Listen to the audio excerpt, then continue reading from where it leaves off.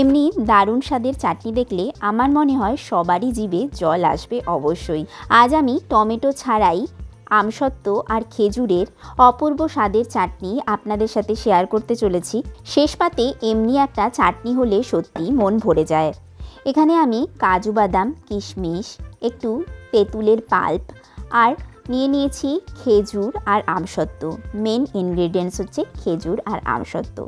তো সবার প্রথমে আমি কড়ার মধ্যে দিয়ে দিলাম একটা মিডিয়াম সাইজের বাটির চিনি, আর যতটা চিনি দিয়েছি তার থেকে একটু বেশি পরিমাণ জল দিয়ে দিলাম। আপনারা যতটা মিষ্টি খেতে পছন্দ করবেন সেই হিসেবে চিনি অ্যাড করতে পারেন। চিনিটা মেল্ট হতে হতে আমি এখানে বানিয়ে নিচ্ছি একটা মশলা। তার জন্য 5 ফোড়ন দিয়ে দিলাম আর তার সাথে একটা শুকনো লঙ্কা। এটা একটু ভালো করে ড্রাই রোস্ট করে নিতে হবে। যেই এর মধ্যে থেকে ধোঁয়া বেরোতে শুরু করবে তখন গ্যাসের ফ্লেমটা আমাদের বন্ধ করে দিতে হবে। আর দেখুন এইদিকে চিনিটাও মেল্ট হতে শুরু হয়ে গেছে। এই চাটনি বানানো অতি সহজ, একদম 10 থেকে 15 মিনিটের মধ্যেই এরকম অপূর্ব স্বাদের চাটনি রেডি হয়ে যায়। চিনিটা যেই জলের মধ্যে মেল্ট হয়ে যাবে তখন এর মধ্যে খেজুর আর আমসত্ত্বগুলো দিয়ে দিতে হবে।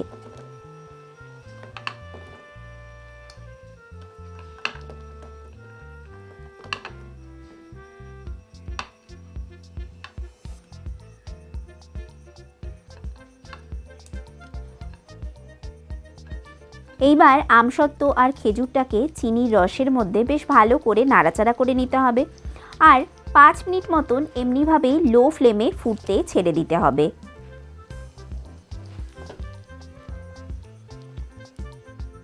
এইবার এর মধ্যে দিয়ে দিচ্ছি কিশমিশগুলো আর কাজু বাদামগুলো।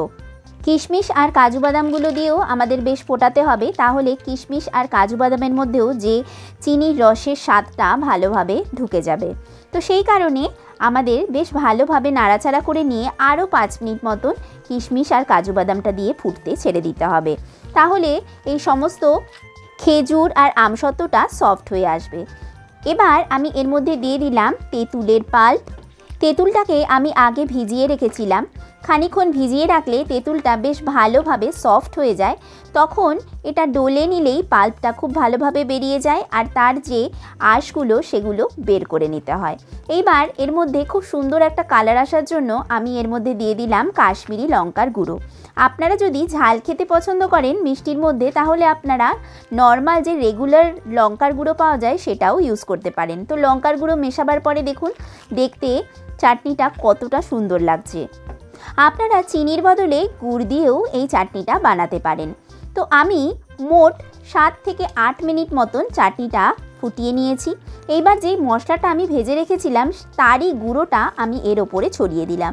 খুব বেশি মশলার গুঁড়ো আমি অ্যাড করলাম না, সামান্য অ্যাড করলাম, নয়তো বড্ড বেশি মশলা মশলা মনে হয়। মশলাটা একদম লাস্ট স্টেজে আমাদের মিলিয়ে দিতে হবে, কারণ আগে যদি মশলাটা মিলিয়ে আমরা ফোটাই তাহলে কি হবে, মশলার ফ্লেভারটা চলে যাবে। লাস্টে মশলাটা মিলিয়ে গ্যাসের ফ্লেমটা বন্ধ করে দিতে হবে। তো দেখুন আমি একটা সার্ভিং বোলে চাটনিটা বার করে নিয়েছি। চাটনিটা কতটা লোভনীয় হয়েছে, দেখেই মনে হচ্ছে যেন একেবারে খেয়ে নিই। আমি একটা প্লেটের মধ্যে সার্ভ করে আপনাদের দেখিয়ে দিচ্ছি যে চাটনিটা কেমন কনসিস্টেন্সি হয়েছে। আপনারা চাইলে আর একটু বেশিও জলের ব্যবহার করতে পারেন, তাহলে চাটনিটা একটু পাতলা হবে। আমি এখানে একটু গাঢ় বানিয়েছি, আপনারা চাইলে আরও পাতলা চাটনিটা বানাতে পারেন। তো দেখুন দেখতে বেশ ভালো লাগছে। ভিডিওটা ভালো লেগে থাকলে অবশ্যই একটা লাইক করবেন। দেখা হচ্ছে নেক্সট ভিডিওতে।